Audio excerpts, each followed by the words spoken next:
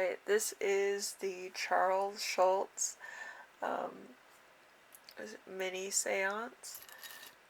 Um, I think the best description of him is that he was all the characters of the Peanuts at certain points in his life, but the most character that he related to the most was Charlie Brown, the main character. So at times he was the best friend, Linus, who had, you know, advice for everybody. At other times he was, you know, a little sneaky like Lucy, or, you know, was a little precocious like Peppermint Patty, or was a, you know, a dedicated artist like Schroeder. So he was all his characters that he created. He was also a lot of the animal characters that he created, like Woodstock and Snoopy, because sometimes he wanted to be quiet and just concentrate or have fun, because he was an only child, and only children, like, they have a big imagination. So I'm gonna do the charms first, and then we will get into the tarot reading. Alright, so let's see. Alright, so we have the pentacle. We have one pentacle. So, new money or new opportunity, security. He felt secure in what he was doing. The perfume, I always think about fame or smelling like a rose. And then we have more pentacles. We have the Three of Pentacles. So, working with others also. So, since I saw one first, it's going to be an opportunity to work with others, or have the characters work together. So it's either or. He probably got to work with a lot of other people too when his film strips went to video, so think about that one. We have an M and we have a G. I'm not sure if that's a spouse's initials or somebody that he worked with, so could be a little bit of that. We have a daisy here. A daisy is usually in a field. I take it as it was like part of, you know, it's probably summer rock. You remember Charlie Brown with when he went to Halloween and all he got was a bag full of rocks. Then we got an L here, so M, G, and L. So it's somebody's initials, friends. Could also be Marcy. Could be, I forgot which one was G. And Lucy. So we have Marcy, Linus, Lucy, or I forgot if there's anybody with G. It could be somebody that he worked with. So there was magic in what he did, or he believed it, so it was some way to escape, maybe. So there was two things wrong with his life.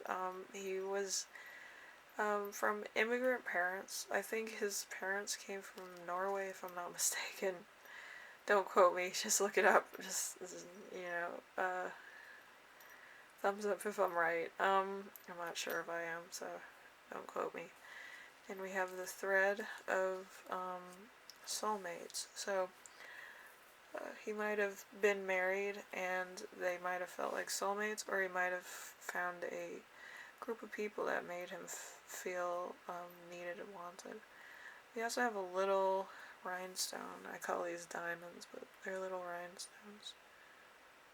Oh, that's a really pretty one. So could have been a little bit of showmanship there. Inspiration, always. So there's magic again. Those little purple beads.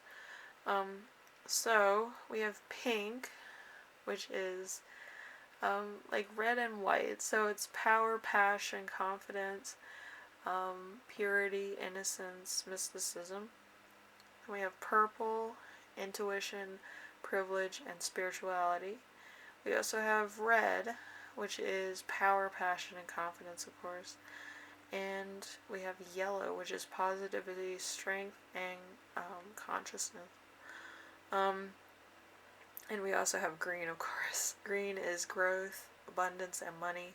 And we kind of have it with two different sized green ones.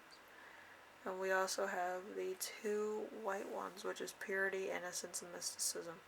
So the characters themselves, if you ever watched one of like the Charlie Brown videos, they were always like really innocent. And they were about probably 6 to 12 years old.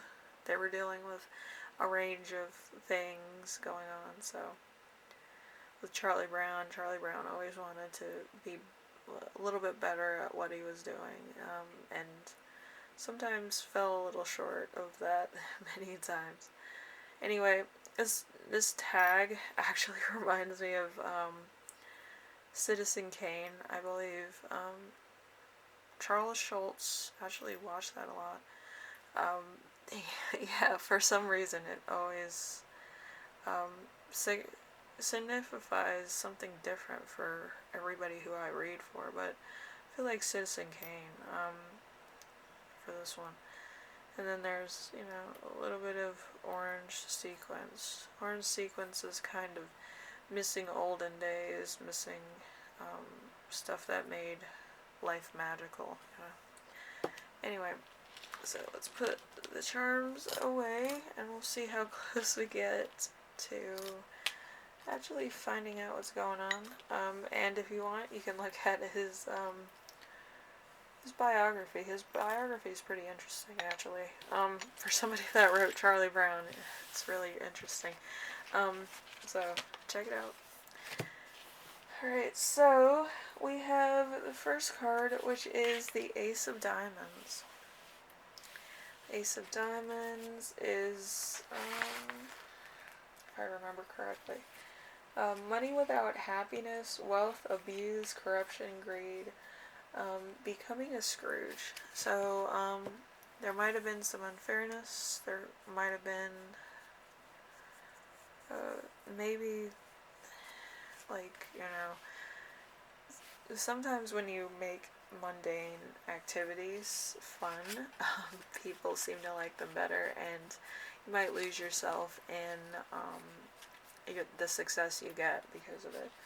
But if people can relate to what you're putting out there, you get a lot more recognition than if you were just doing some extraordinary thing or something that's like crazy.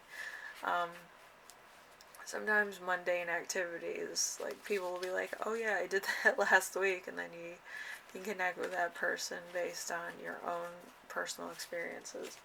So it's something to think about for a lot of people. So 9 of Swords, suspicion of those close to you, a friend, imprisonment, gossip, shame, being timid, and reasonable fear. So there might have been, with a lot of artists, they feel like somebody's going to take their work and claim it as their own, or somebody's going to take credit for something you come up with. So it's a big thing. Some people sample, some people steal, so it's like, there's a fine line between the two, so, Okay, we have the 10 of Swords. 10 of Swords, a pain, it feels like a violent death, mental death, ruin, mental anguish, guilt that cannot be reconciled, trouble, and misfortune. So there might have been actually that happening where a lot of his work was claimed by somebody else, or somebody else got credit for it, moving it into film, or just recognition from, media. So, alright, let's see. We have the Ace of Hearts. Ace of Hearts, a resolution of feelings, a false heart, a joy tempered with tragedy, Inconsistency. So there, like, usually I do these readings for the fact that I'm curious about how they died. But with this, I feel like, you know, when you constantly draw something for a long time and then inconsistency sets in, you give up automatically. Like, it's kind of like second nature. Once you stop doing stuff that came second nature to you, it's kind of like you become an invalid, you know. It's not really too good. It hurts your brain a lot, you know, to think that you're not strong enough to do what you've done before a million times, you know. Let's see. So we have a 3 of diamonds, lack of intuitive, pettiness, malarkey, no artistry, money problems. So he was probably struggling with money problems for a while, because he couldn't draw, or he couldn't, you know, function as normal. Right, and then we have the 4 of Pentacles. So love of wealth, obsession with possessions, master selfishness, ability to understand and support clarity. So he took it on as the fact that he was moving on, like he realized it was time to go. I highly doubt that he was in the dark about what was happening to him, but I feel like it was just like it came on so fast. Like, he probably was drawing right up until the end, and then that one night it was just like he can't draw, he can't make ends meet, everything was hitting him at once, and under stress he passed. So very interesting thing. So Ace of Spades. Ace of Spades, a great effect leading to an overwhelming victory, strong power, success, deep emotion, fertility, a conquest for the sake of conquest, excessive behavior. So it could have been a little bit of like, oh, it made it to film and now we're gonna celebrate, but it's like, it took so long. It was just so like elusive, you know. It was kind of like it was unreal. So it was probably like, yeah, this is gonna happen, this is gonna happen, this is gonna happen, my money problems will be fine. But yeah, it being his last day, it probably was a little too late, you know. So we have the 6 of Swords. The 6 of Swords is stagnation, difficulty without end, a public confession, an unwanted and unwarranted proposal, declaration. So probably a lot of stuff happening around this time, a lot of stuff that was kind of admitting defeat on his part, probably a lot of stuff that he couldn't finish, a lot of projects that kind of got tossed away, or put aside, that were not going to get touched or not getting produced or anything like that. So it was just like millions upon millions of comic strips and then nothing, you know. It's really something else. So let's see, we have the 8 of Cups from the Cat Tarot. So happiness, joy, feasting, striving for a goal. So he was striving. This is before. So we have 9 of Cups, bad decisions, but also a liberty that comes with them, opposition, disputes, difficulties, a false sense of security or freedom. So like, he was in that mind frame where he was moving on, but he was coming to terms with it. Usually when there's a change in cards, usually it's a difference of mind frame. With Charles Schulz, he changed his mind a total of 1, 2, 3,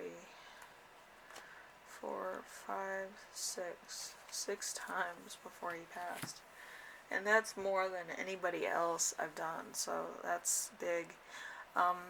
Usually cartoonists, they go through every scenario. So it doesn't really surprise me, but having it at the last day is a little bit surprising, I feel. Usually people will be like 1, 2, or 3 states of mind, usually. So it's very interesting. So we have the 7 of Wands. The 7 of Wands, a king of the hill, a brave person facing incredible odds, business or competition, debate, success, and victory. So he probably got an award for all his work. It might have been a little too late though, but I feel like it was a verbal reward. I don't feel like it was a tangible reward. I feel like it was like, for comics, I think it was just, I think it was like comic of the year or something, or comic of a decade or something. But yeah, I feel like that's how it works out. I don't think anybody realized that Schulz, Charlie Brown was in it last this long, but it did. It's one of those traditions. Let's see. We have the Emperor. The Emperor, a benevolent man, but immature and ineffective, given to petty emotions and outbursts, extremely repetitive games, confusing to those who don't know him. So it's actually the mark of brilliance to actually have outbursts under the Emperor sign. The Emperor is the highest of kings, so him going mad is actually his brilliance coming out all over the place. That's how my art teacher said it when I went to art class.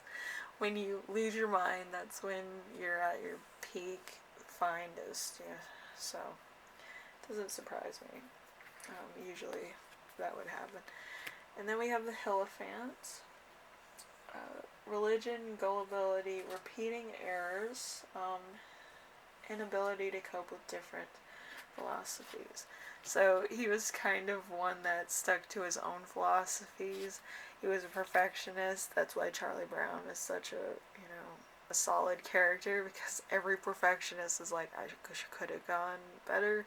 It could have gone this way if I did that, or you overanalyze every situation. So it's very interesting. So especially being an immigrant and an only child, and you're coming to America where it's like business as usual. You're going from the farm to, I think, business industry. It was like rapid industry, so it was a big change. It was kind of like being shell shocked if you're into history that way. You come from an immigrant society to one that's like bustling. So there could have been a lot of points where there was a little bit of back and forth depending on who he talked to. So he probably worked with a lot of people that were like American, and he's an immigrant, and there was a lot of back and forth because he sees the world one way, and then these other people that lived in America all their lives see it another way. So it's a different of a culture shock and culture of philosophies, because you kind of go into what your parents believe and then what society teaches you, and that kind of molds your philosophies. So that's how you see the world, I think. Anyway, let's get into the Gypsy Tarot. We have the Lightning. Lightning designates surprise, disagreements in according to the distance. So there could be a lot of disagreements with family, friends, stuff like that. And then we have number 40, wine is a symbol of cheerfulness and giddiness. We have number 41, roses indicate beauty and rugged health. So, yeah. Amar is a sign that somebody is looking at you with great love and longing. So, could have been a little bit of that. Could have been some secret admirers. Number 5 is tree, good health, near flowers, fulfilled, highest hopes. So, highest hopes for everything going well. And number 31, the roads turn to dark clouds foretells of misadventure, but far from the person, evil consequences may attrovert. So, I think it's just a lot of dark clouds coming in. Then we have this card, which is the Queen of Clubs. Anyway, I'm going to end it here, so then I can do a part 2. I think I can finish. Hold on. Let's see. The Ace of Hearts, I have it here too. So, resolution of feelings, false heart, joy.